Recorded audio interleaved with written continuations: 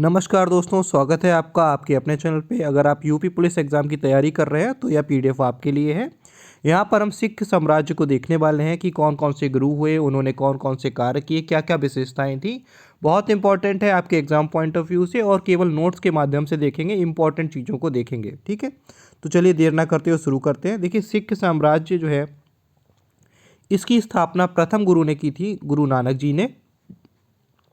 या फिर यह भी प्रश्न किया जाता है कि सिखों के पहले गुरु कौन थे, तो गुरु नानक जी थे। ठीक है, इनके जन्म के बारे में जान लेते हैं। तो गुरु नानक जी का जन्म रावी नदी तट पर ननकाना साहिब नामक जगह पर हुआ था, जो अब पाकिस्तान में है। ननकाना साहिब के तलवंडी नामक स्थान पर हुआ था। ठीक है, तो रावी नदी के तट पर ननकाना साहिब के तलवंडी नामक स्थान पर इनका जन्म हुआ था। और ये किस कुल से संबंधित थे, तो ये खत्री कुल से संबंधित थे। ठीक है, तो गुरु नानक जी खत्री कुल से संबंधित थे। और गुरु नानक जी के जो पिता हैं उनका नाम था कालू जी मेहता या फिर कल्याण चंद। ठीक है, तो कालू जी मेहता जो है इनके पिता थे, और उनकी माता का नाम था श्रीमती तृप्ता देवी। ठीक है, और गुरु नानक जी की जो पत्नी है उनका नाम था सुलक्षणा देवी। तो ये इंपॉर्टेंट है, देख लीजिएगा। पिता का नाम कालू जी मेहता, माता का नाम श्रीमती तृप्ता देवी, और इनकी पत्नी का नाम था सुलक्षणा देवी। नानक द्वारा देश में की गई यात्राएं। देखिए, गुरु नानक जी ने जो है देश के कई चक्कर लगाए थे, कई यात्राएं की थी। उन्हें कहा जाता है उदासी। क्या कहा जाता है? उदासी। पंजाबी में इसको उदासी कहा गया। जो उन्होंने नानक साहब ने जो भारत के चक्कर लगाए, जो भ्रमण किया, उसको उदासी कहा गया। और उनको ज्ञान प्राप्त हुआ था कालीबेन नदी के किनारे। ठीक है, तो कहाँ, किस नदी के किनारे ज्ञान प्राप्त हुआ था? कालीबेन नदी के किनारे इनको ज्ञान प्राप्त हुआ था। अब आगे चलेंगे, नानक के उपदेशों का संकलन। ठीक है, तो इन्होंने जो उपदेश दिए हैं उनका संकलन गुरु अर्जुन जी, गुरु पांचवें गुरु थे गुरु अर्जुन जी, उन्होंने आदि ग्रंथ में जपू जी नाम से किया है। ये इंपॉर्टेंट है कि जो नानक साहब के जो उपदेश है उसका संकलन किस नाम से है, तो जपू जी नाम से आदि ग्रंथ में मिलता है।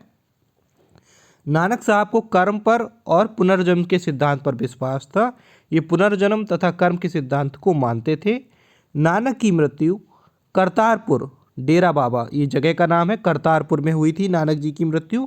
22 सितंबर 1539 को इनकी मृत्यु हुई थी करतारपुर डेरा बाबा में। और इसके बाद इन्होंने अपना उत्तराधिकारी, कि मेरे बाद जो दूसरे गुरु होंगे वो उत्तराधिकारी इन्होंने अपना जो है बनाया था गुरु अंगद को। अच्छा, गुरु अंगद के बारे में बता दें तो गुरु अंगद जो थे, इनका जो बचपन का नाम था वो था लहना। ठीक है, तो ये लहना इनका बचपन का नाम है। ठीक है, और ये प्रश्न अक्सर पूछा जाता है कि गुरु नानक जी जो हैं वो किसके समकालीन थे, तो ये सल्तनत काल के अंतिम शासक इब्राहिम लोदी का जब समय चल रहा था उनके समकालीन थे। ठीक है, और इन्हीं के समय में भारत में चैतन्य महाप्रभु, कबीर दास भी थे। ठीक है, तो ये इब्राहिम लोदी, चैतन्य महाप्रभु और कबीर दास के समकालीन माने जाते हैं।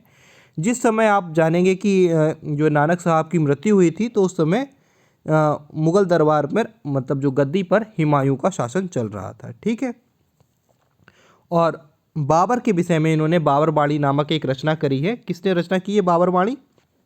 नानक साहब ने रचना की है बाबर बाणी, और उसमें इन्होंने बाबर का जिक्र किया है।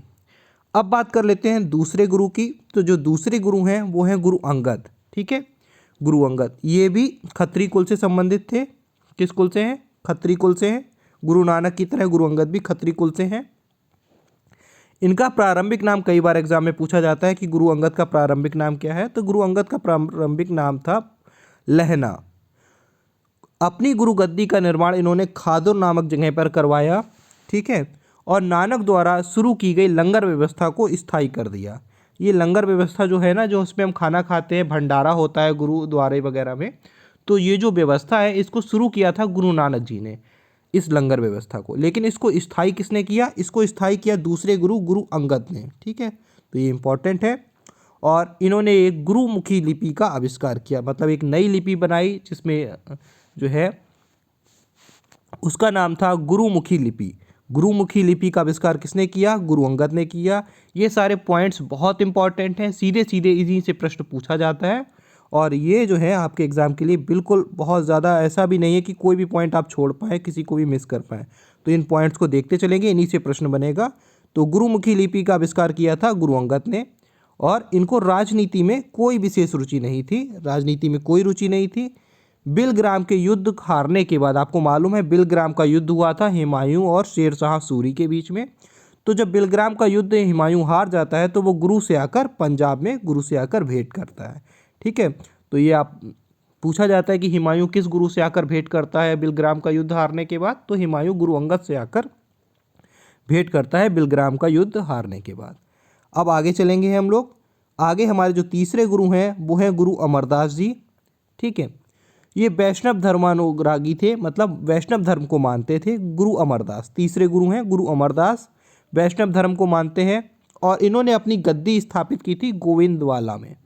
ठीक है, ये गद्दी क्या होती है? गद्दी वो जगह होती है जहाँ पर गुरु आकर बैठते हैं और लोगों को प्रवचन देते हैं, अच्छी बातें बताते हैं। जो इनके बैठने का स्थान है जहाँ पर, वो उसको गद्दी कहते हैं। ठीक है, तो अपनी गद्दी इन्होंने स्थापित की गोविंदवाल में और इन्होंने अपने साथ साथ कुल 22 गद्दियों की स्थापना की और प्रत्येक पर एक धर्म प्रचारक महंत की नियुक्ति की।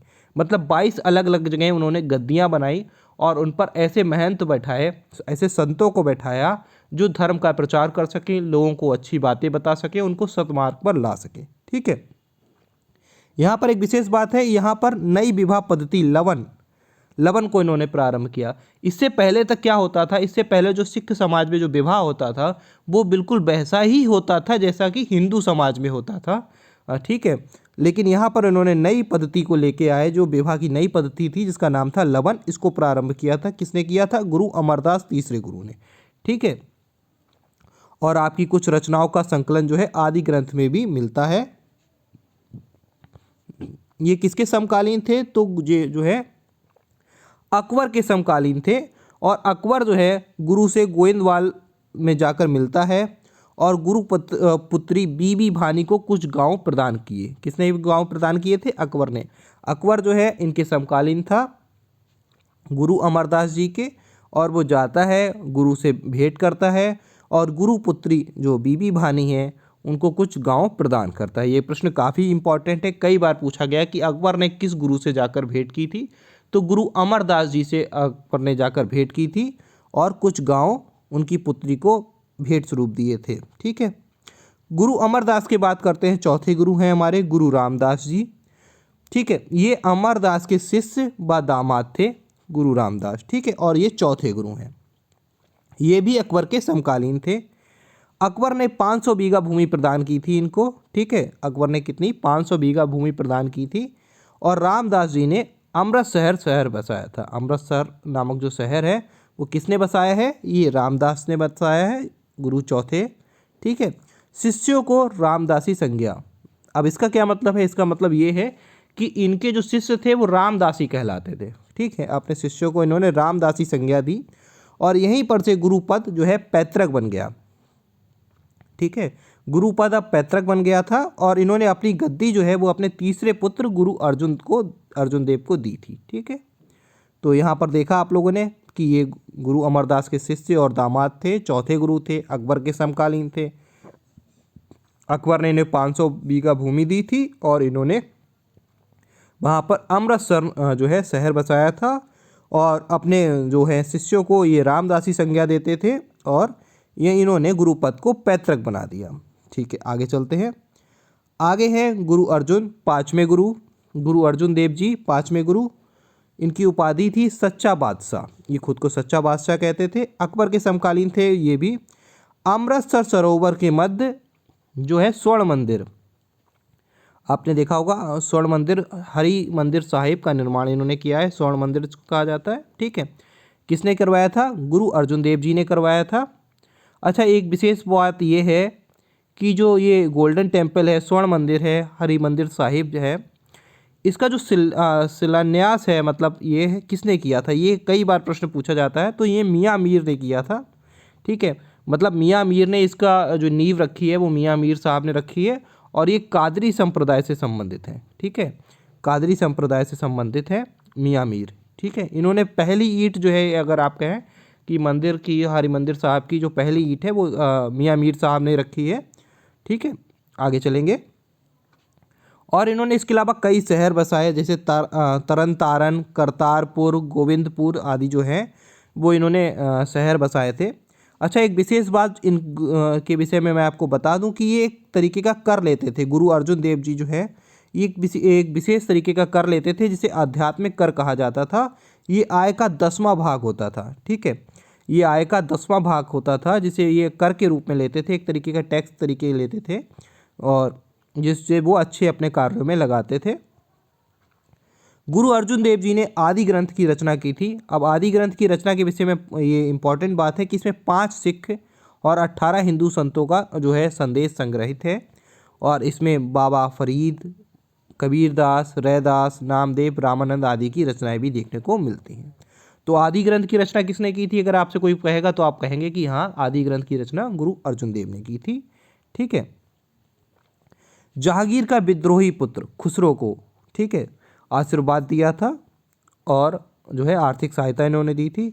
इस कारण जहांगीर इनसे बहुत नाराज हो गया और जहांगीर ने कठोर यातना देकर गुरुजी की हत्या करवा दी थी 1606 में।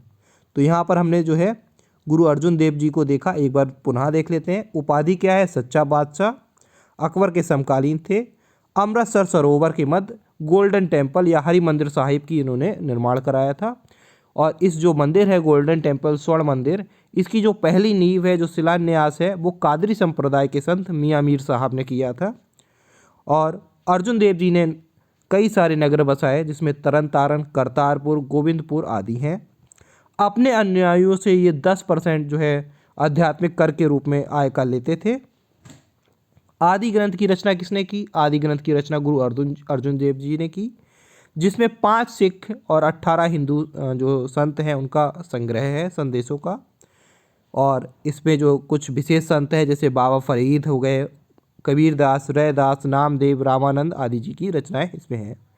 जहांगीर का विद्रोही पुत्र खुसरो जो अपने पिता से विद्रोह कर बैठा था, वो आकर गुरुदेव से मिलता है, गुरु अर्जुन देव से मिलता है, और गुरुजी उसे आशीर्वाद देते हैं, साथ ही साथ कुछ आर्थिक सहायता भी देते हैं।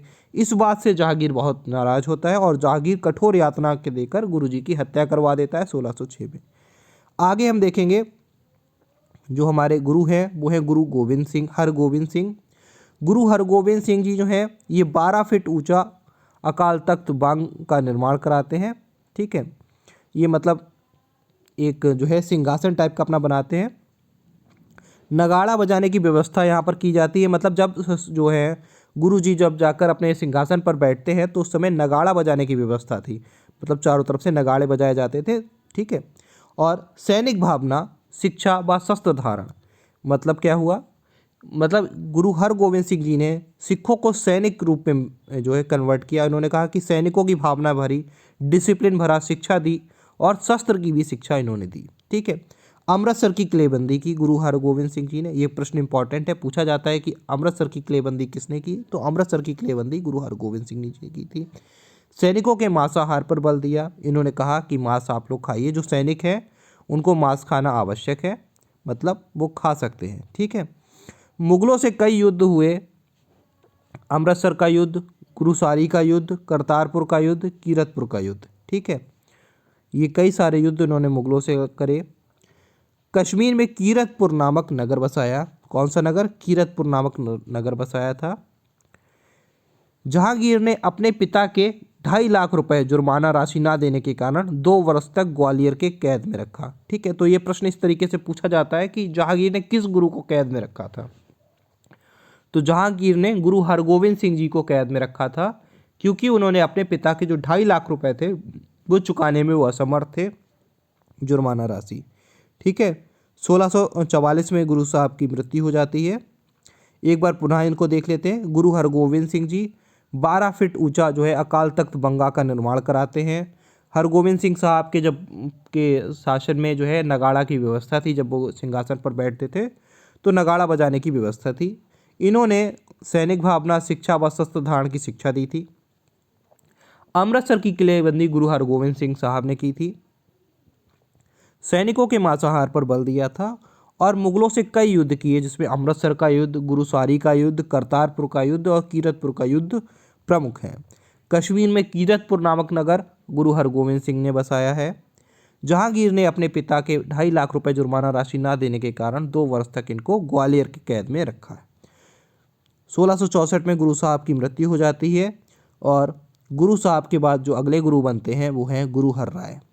ठीक है, गुरु हर राय दारा सिखों के पक्षधर थे। आपको मालूम है कि मुगलों में औरंगजेब और दारा सिखों जो हैं कि इनके बीच में सिंहासन को लेकर युद्ध होता है, तो गुरु हर राय जो हैं वो दारा सिखों के पक्ष में रहते हैं। और जब दारा सिखों औरंगजेब से हार जाता है तो आकर पराजित होने के बाद गुरु हर राय से मिलता है। ठीक है, किससे मिलता है? गुरु हर राय से मिलता है। और इसी कारण औरंगजेब जो है बहुत नाराज़ हो जाता है। ठीक है, और औरंगजेब जब सिंहासन पर बैठता है तो वो कहता है कि आप गुरु साहब से, गुरु हर राय साहब से, कि आपको मेरे सामने उपस्थित होना होगा, आपको दिल्ली में आकर हाजिरी देनी होगी। ठीक है, गुरु हर राय जी स्वयं औरंगजेब के दरबार में ना जाकर अपने पुत्र राम राय को भेजते हैं। गुरु हर राय के पुत्र थे राम राय, ये अपने पुत्र राम राय को औरंगजेब के दरबार में भेजते हैं। वहाँ पर राम राय जी जो हैं औरंगजेब को प्रसन्न करने वाला कार्य कर देते हैं, जिससे गुरु हर राय साहब जो है नाराज़ हो जाते हैं। जैसे कि यहाँ पर लिखा है, दरबार में हर राय के आदेश के विरुद्ध औरंगजेब को प्रसन्न करने वाला कार्य किया। किसने किया? राम राय साहब ने, जो वहाँ पर उपस्थित थे। उन्होंने औरंगजेब के सामने कुछ ऐसी मतलब कार्य कर दिया जिससे औरंगजेब प्रसन्न हो गए और गुरु साहब नाराज़ हो गए। इसी कारण इन्होंने अपना उत्तराधिकारी अपना छोटा पुत्र हरिकिशन साहब को बना दिया। ठीक है, इन्होंने अपना पुत्र अपने जो गद्दी है वो अपने छोटे पुत्र हरिकिशन साहब को दी, ना कि राम राय को। ठीक है, आगे चलेंगे। अगले जो गुरु हैं हमारे वो हैं गुरु हरिकिशन साहब। ये गुरु हर राय के छोटे पुत्र थे। अपने बड़े भाई राम राय से गद्दी को लेकर इनका विवाद था। राम राय ने अपनी अलग गद्दी स्थापित की थी देहरादून में और अपने अनुयायी को राम राय कहलाए इनके गुरु। गुरु हर किशन की मृत्यु चेचक से हो गई थी। ये इंपॉर्टेंट प्रश्न है, पूछा जाता है कि किस गुरु की मृत्यु चेचक से हो गई थी, तो गुरु हरकिशन जी की मृत्यु चेचक से हो गई थी। ठीक है, गुरु हरकिशन गुरु हर राय के छोटे पुत्र थे।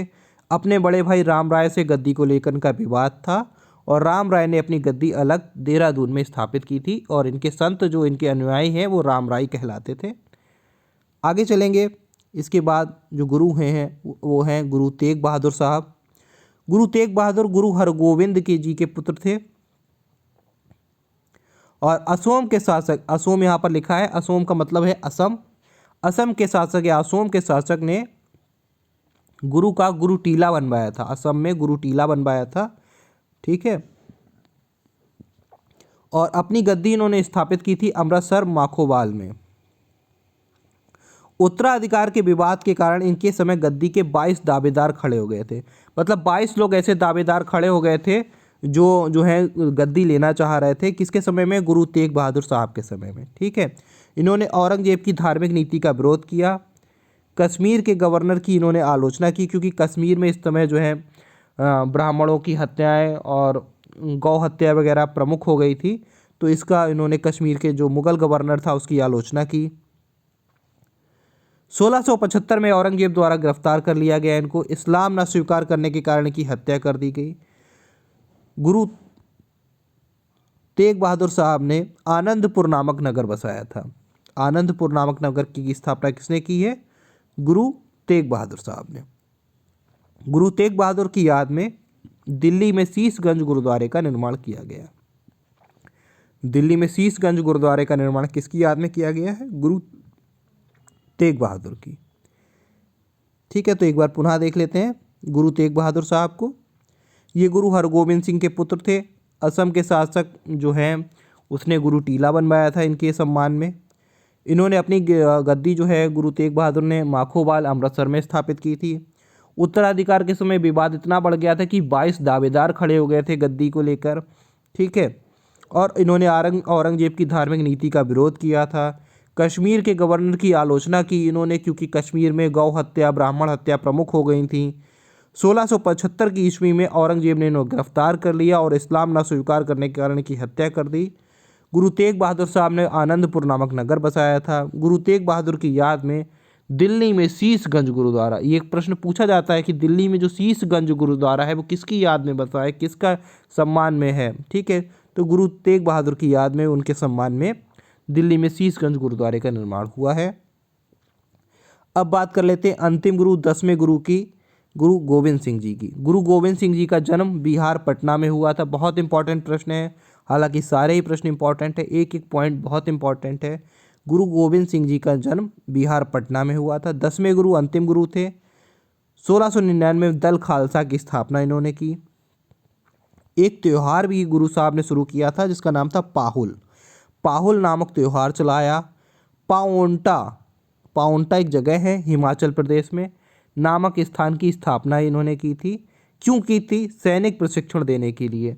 ठीक है, तो यहाँ जो है पहाड़ियों पे ऊपर एक अच्छा स्थान था जहाँ गुरु साहब ने ये समझा कि यहाँ पर सैनिक प्रशिक्षण देना आसान होगा, तो पाओंटा नामक जगह पर हिमाचल प्रदेश में एक स्थान की स्थापना की और इस स्थान पर वो गुरु साहब सैनिक प्रशिक्षण देते थे।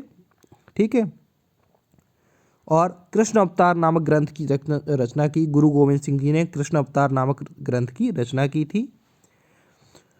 गुरु गोविंद सिंह की आत्मकथा है विचित्र नाटक। बहुत इंपॉर्टेंट प्रश्न है। गुरु गोविंद सिंह की आत्मकथा विचित्र नाटक है। लोहगढ़, फतेहगढ़, आनंदगढ़, लोहगढ़, फतेहगढ़, आनंदगढ़, केशवगढ़, ये सब जो हैं किले गुरु गोविंद सिंह ने बसाए। 80,000 सैनिकों की खालसा सेना बनाई। खालसा सेना 80,000 सैनिकों की एक खालसा सेना गुरु गोविंद साहब ने बसाई थी। इन्होंने सिक्कों को अपने नाम के पीछे जो है मतलब जो पुरुषों के लिए सिंह और महिलाओं के लिए कौर नाम धारण करने को कहा। गुरु गोविंद सिंह साहब ने कहा था कि मैं चारों वर्णों को सिंह बना दूंगा और मुगलों को भारत से मिटा दूंगा। तो ये कोटेशन पूछा जाता है कि किसने कहा है कि मैं चारों वर्णों को सिंह बना दूंगा और मुगलों को भारत से मिटा दूंगा। तो ये कहा जाता है गुरु गोविंद सिंह के द्वारा। ठीक है, इन्होंने पुरुषों को अपने नाम के पीछे सिंह और महिलाओं को अपने नाम के पीछे कौर लगा करने के लिए कहा। जैसे आप देखते होंगे कि जो सिख समाज के लोग हैं वो अपने पुरुष जो हैं जितने भी वो अपने नाम के पीछे सिंह लगाते हैं और जितनी भी महिलाएं हैं वो अपने नाम के पीछे कौर लगाती हैं। ऐसा क्यों है? तो ऐसा इसलिए है क्योंकि ये कथन जो है ऐसा जो आदेश है वो गुरु गोविंद सिंह साहब के द्वारा किया गया है, जो 10वें गुरु थे। ठीक है, उत्तराधिकार विवाद में गुरु गोविंद सिंह ने औरंगजेब के पुत्र बहादुर शाह का साथ दिया था। गुरु गोविंद से जब आप देखते हैं कि औरंगजेब की मृत्यु हो जाती है तो औरंगजेब के पुत्र आपस में लड़ने लगते हैं कि ये मुगल सल्तनत में दिल्ली में कौन बैठेगा। तो गुरु गोविंद सिंह साहब ने बहादुर शाह का साथ दिया था और बहादुर शाह को जो है सिंहासन पर जब वो बैठा तो उसने बहादुर शाह ने गुरु साहब को 5,000 जात और 5,000 सवार का मनसब प्रदान किया था। ठीक है, तो बहादुर शाह ने गुरु गोविंद सिंह जी को 5,000 जात तथा 5,000 सवार का मनसब प्रदान किया था। 1708 में नांदेड़, ये महाराष्ट्र में एक जगह है नांदेड़ नामक जगह पर पठान अजीम खां द्वारा गुरु गोविंद साहब की हत्या कर दी गई थी। ठीक है, तो यहीं पर हमारा सिख समाज खत्म हो जाता है। ये 10वें गुरु थे। हमने जो है लगातार हर एक गुरु के बारे में पढ़ा, देखा, जो जो इम्पोर्टेंट पॉइंट थे सब मैंने यहाँ पर लिख रखे हैं। आप जो है हल्के हल्के वीडियो को प्ले करके सारे पॉइंट्स नोट कर लीजिए, याद कर लीजिए। इसकी PDF भी मैं ग्रुप पर शेयर कर दूंगा और इसी तरीके की कंटेंट के लिए आप हमसे जुड़े रहिए। वीडियो अगर आपको अच्छी लगी हो तो प्लीज़ लाइक करिएगा, शेयर करिएगा। आपके यूपी पुलिस कांस्टेबल के एग्ज़ाम के लिए बहुत इंपॉर्टेंट है। इसी तरीके के प्रश्न अब एग्ज़ाम में आएंगे और कंपटीशन बहुत ज़्यादा हो गया है। ठीक है, चलिए मिलते हैं, तब तक के लिए जय हिंद, जय भारत।